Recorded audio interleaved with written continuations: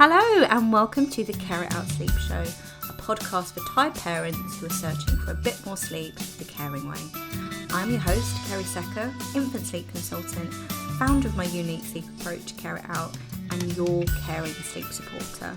I really hope you'll join me on my mission to get Smalls a settled night's sleep without the tears, training or techniques. I love talking about sleep and I can't wait to share my sleep subjects with you. My approach to getting you more sleep is simple, straightforward, but above all, it's got to make sense and feel best for you. Ready to get more sleep? Then let's get started. Hello and welcome to the Care It Out Sleep Show. I hope you are all really well, and I just wanted to start off by saying that if you're small or you're not so small, has recently gone back to school or started school, we're now in September. Can you believe how quickly this year has gone? I just want to I really hope it went well for them and it's gone okay for you. The day wasn't too long for you looking at the clock watching until they came home. And whether you are a seasoned sleep show stalker and you've listened to every single episode I've done, I think we're up to number 26, number 27 now. It's crazy how quickly those episodes rack up. Whether this is the first time you're picking up this podcast, big welcome. And as always, I really hope you find it useful, reassuring and informative. Reassurance is definitely always my default. I always want to reassure you what's normal, what's natural, and offer you loads and loads of reassurance, because 9 times out of 10 that's pretty much all you need to know that it's normal, it's natural, bit of reassurance and you're on your way. But I also want it to be informative, and my intention behind everything I put out there is it is reassuring, but it also gives you some really simple, straightforward sleep suggestions, actionable steps that you can put in place that could help. So this podcast episode is all about sleep separation anxiety. That is a mouthful, and I think for the purpose of this podcast, I think I'm just going to stick to separation anxiety. 1, it's easier to say, but 2, the separation anxiety can happen. Yes, it predominantly shows up around sleep, nap, bedtime routine, but actually separation anxiety can hit any time of the day. And the tools that I go through, or the suggestions that I'm going to go through in this episode, you could apply those to any time there's a little bit of separation anxiety there for you. So what I'm going to do in this episode, I'm going to step it down as always. I'm going to go through some reassurance, go through what's normal, when does it happen, why does it happen, and I'm also going to go through 8 sleep suggestions that could help ease the anxiety for you both as well. So let's start by saying that separation anxiety is completely natural and normal. Most children at some point will go through some form of separation anxiety, and it's natural that this is going to trigger. It's natural that their separation anxiety might trigger you, but I absolutely promise you it has got nothing to do with your bond or your attachment to your child. Separation anxiety is completely normal and natural. It's also not set to a particular age or stage, and it can happen at any time. I think sometimes we get caught up because it's really handy knowing what's happening next, what to look out for, and to have a plan.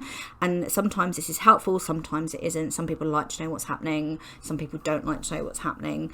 And I think quite a lot of the time now, it's all about the 4-month regression, or the 10-month separation anxiety, or the separation anxiety around 18 months. Yes, it can happen at these ages or these stages, but I honestly believe that separation anxiety can happen at any time, and it isn't set to a particular age or stage, and it will happen to pretty much every single baby, child, toddler or small at some point will go through some separation anxiety. However, there are 2 most common times that it happens. One is when they were about to go through a big growth or learning development, when they are starting to crawl or walk. This is quite a common time for their separation anxiety to kick in.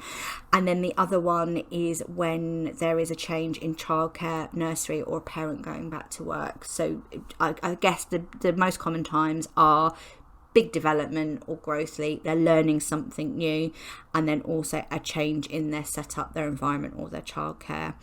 And as I said before, it is completely natural that how they behave or how they're presenting with their separation anxiety, it's natural for you to worry. It's natural for you to panic that they are never going to want you out of their sight again, that you're never going to be able to leave them again, or they're never going to go back down to sleep again. These are all very, very normal concerns and worries, and how you feel is very, very real. But I just want to reassure you once again, it is completely normal.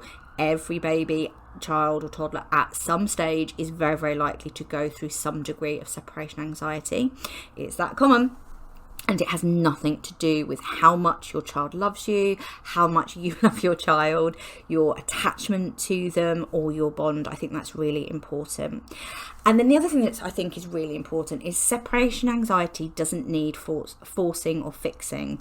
I think it's one of those things, is that it is natural to want to, when there is some separation anxiety there, is to tweak something and to try and fix it, to move past it, especially because I think there's so much talk about how we mustn't encourage clinginess, or our babies or children mustn't be too clingy towards us, and that if there's any sign of that, we need to try and kind of force it out of them or try and fix it.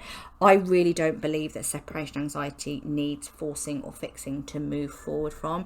And actually, when there is some separation anxiety from there, my suggestion would be to actually bring them in even more.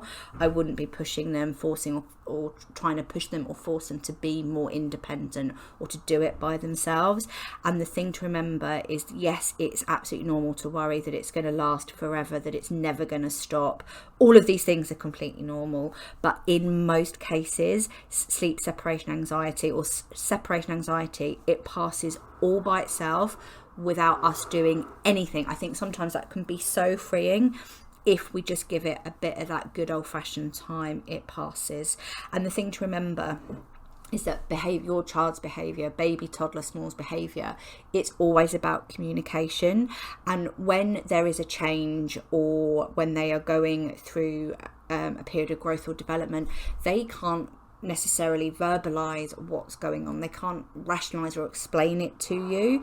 So, and everything changes for them. It must feel so weird. For a lot of us, we've forgotten what it's like when we're going through a big change. And it's natural when we're going through a big change that we just want something that's familiar, something that's reassuring, something that's comforting, more than we usually would. I think it's normal. And I think even as adults, we definitely do that. Like when I'm going through anything, tough time at work, trying for a baby worries, I've been very honest and upfront about this. I want to talk to my mum, or I want a bit more reassurance from my partner. It's all completely normal. So I hope that's really reassuring. As I mentioned before, reassurance is always my default.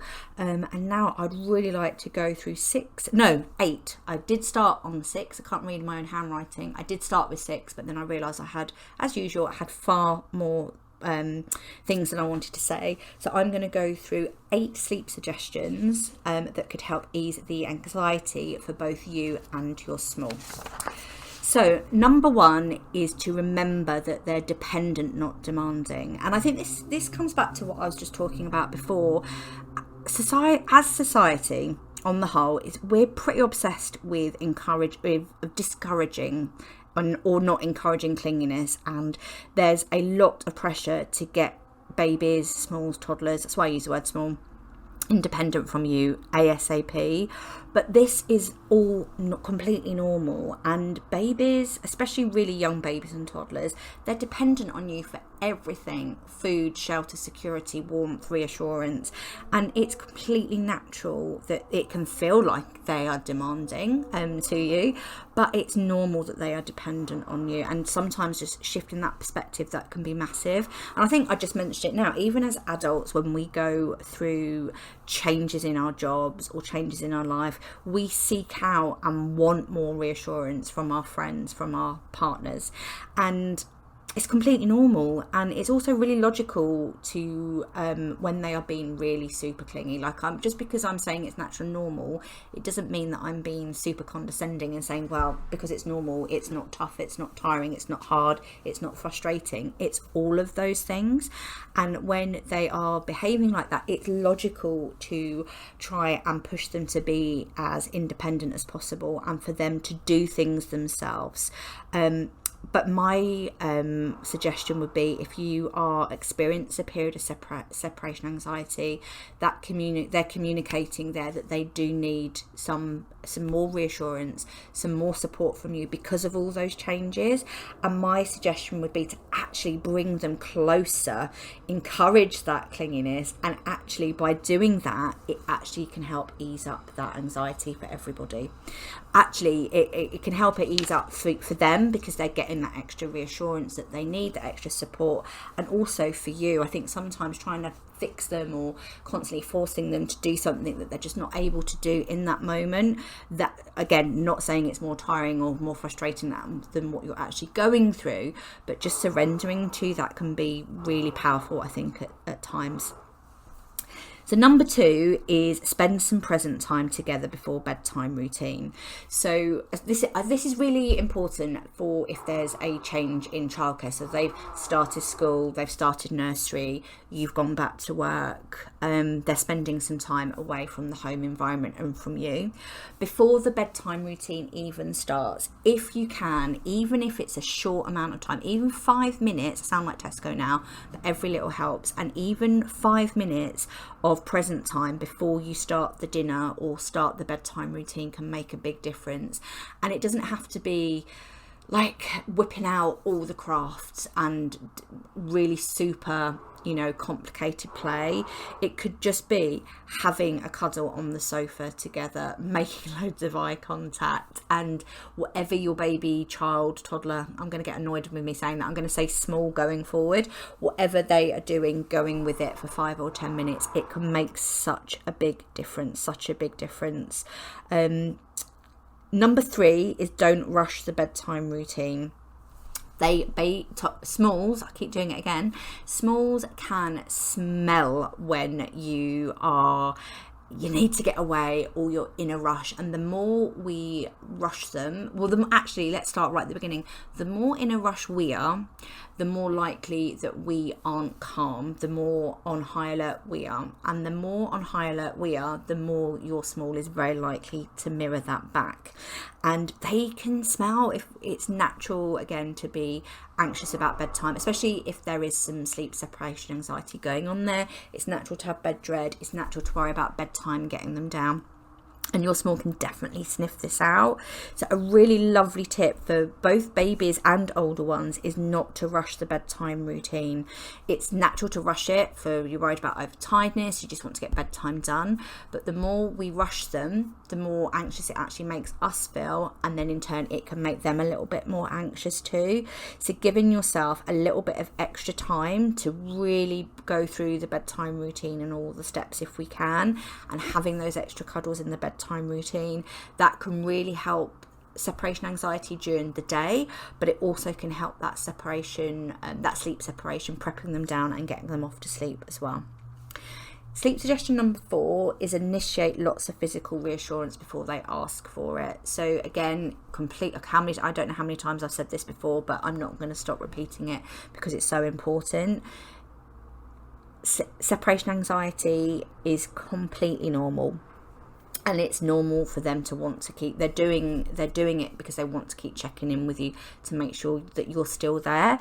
So sometimes it's almost kind of like beating them to it, initiating lots of physical contact, initiating lots of cuddles before they ask for it, keep checking in with them when you're there, lots of cuddles, lots of eye contact.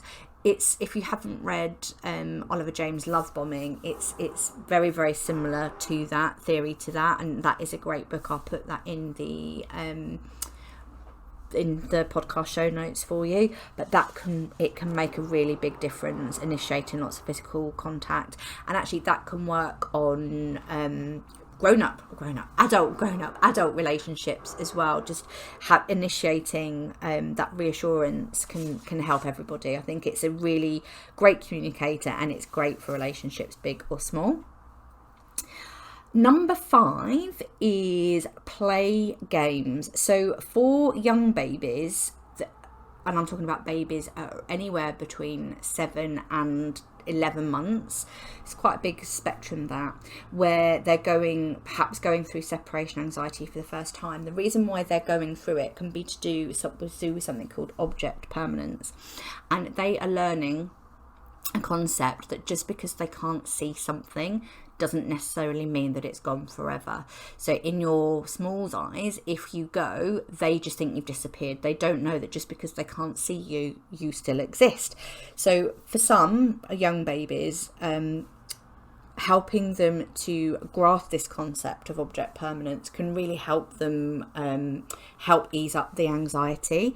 And games such as peekaboo, like putting a scarf over your head, getting them to pull it off, if they're happy to have the scarf over their face and then you take it off, peekaboo games, finding a toy in a cup, covering a toy and then showing them that it's still there, like the ball in the cup trick. All of these things really help your baby learn that just because you can't see something doesn't mean that it doesn't exist, and it can help move through that separation anxiety a little bit quicker. Number 6 is if they need some reassurance at settling at bedtime, it's absolutely okay to go with it.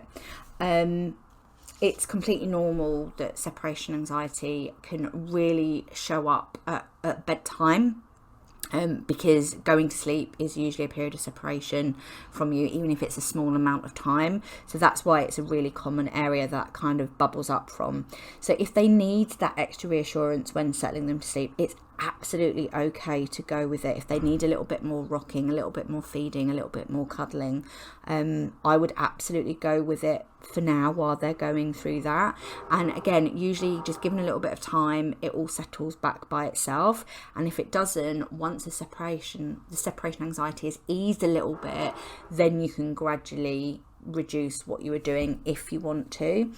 What a really good tip for smalls, if they are putting themselves to sleep, which again, I don't push this, I don't believe it's the be end and end all of getting to a settled night's sleep, but if your little one does fall asleep by themselves, my suggestion would be to try and maintain this if you can whilst they're going through a period of separation anxiety.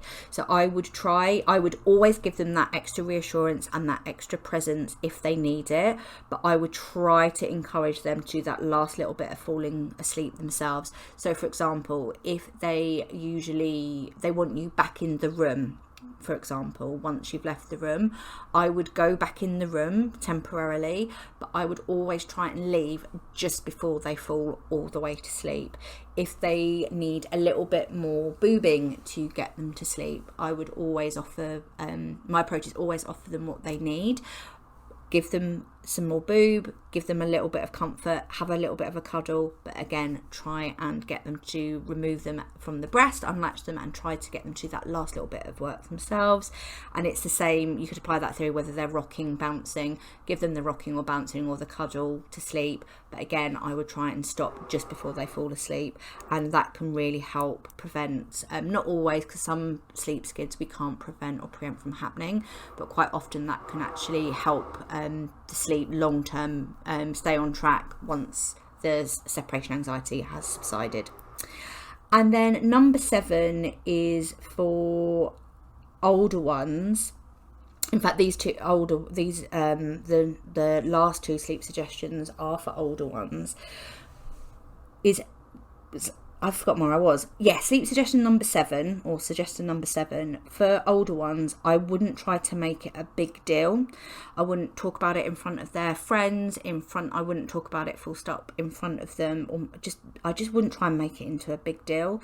And I also would try to avoid praising them when they do separate, because this could be a whole other podcast episode. But what we want to try and avoid is that if they can't, it's okay to go through periods of our life where we need extra reassurance, extra support.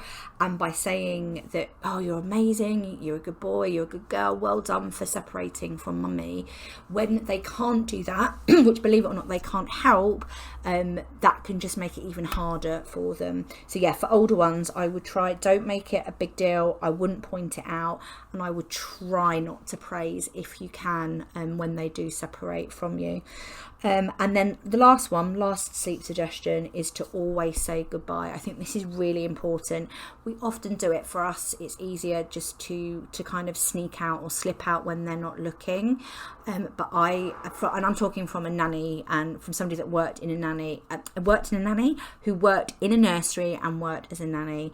It is much better to say goodbye, however hard it is, and make sure your child, baby, small, toddler, knows you're leaving. Say goodbye. If they get upset, let their carer, nanny, nursery worker comfort them through that. Sometimes this is care it out. It's not control crying, leaving them to cry, not responding. But we can't prevent or preempt every single cry, protest or upset, and neither would we want to. I think it's really important that just like there's no good or bad habits on my sleep approach, there's no good or bad feelings. All feelings are, for your small, are completely valid. Yes, some might trigger some reactions or responses in you. Some definitely feel better than others, but they are all really valid. And I think it's really important to always say goodbye, because if all of a sudden they just realise you're gone, they never quite know. They'll always be thinking, oh, when are they just going to go? So I think it's really important to work through that. Always say goodbye. I wouldn't necessarily give them a heads up unless you find that really does work for them. So again, one size anything sucks on my approach. I definitely learned that working with lots of children. I wouldn't give them a heads up because they're just going to worry about when you're leaving, but I would always make sure that they know you're leaving, say goodbye, have a kiss and cuddle, then go, and then work through their emotions. It's not even working through, but supporting them, having that time that your caregiver being there or other parent, whoever's with them, can hold that space for those big emotions, support them and let them move on, rather than your little one thinking, not knowing when you're going to say goodbye or slip away. I think that's really, really, really, really important. Well, as ever, I really hope you found that useful. I really enjoyed that one. That was a really long time coming, this episode. I have a long list of episodes that I want to record, but as you can imagine, trying to sit down, plan, I don't necessarily script them, but I do always write notes and then record them. It does take a bit of time, but I am slowly working my way through them. And if I'm always happy to hear from you, if you've got any suggestions of subjects you'd like me to talk about, do a podcast on, please do get in touch. And yeah, I really hope you found that interesting and reassuring. If you did, feel free to please do share, tag or pass it on to any other parent pals. It's always good to share information, I think, especially if you found it useful. And I will see you in another couple of weeks. Thank you so much for listening to me, your host, Kerry Secker, on the Care It Out Sleep Show. I really hope you found the podcast reassuring, informative and a little bit fun. If you did, please don't forget to subscribe to the show below, and I'd be so grateful if you could leave me some fabulous feedback. I always love hearing from you, and one lucky listener will win lifetime access to my Bedtime Basics e-course every single month. My next podcast episode will be out in 2 weeks' time, but if you can't wait for more of my sleep shizzle, you can find me over on Instagram at Care It Out Sleep Consultant. I update my sleep squares and speak sleep there on the daily. Big love and sleep solidarity to you all.